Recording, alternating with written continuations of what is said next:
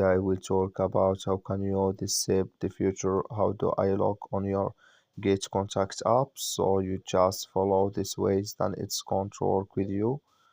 So all you have to do, you just go down, click here on menu down here.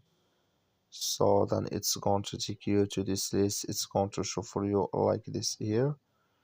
So then you click here on settings, you just click on it. Then it's going to take you to this list. It's going to show for you like this here. So then you click here on fit settings, just click on it.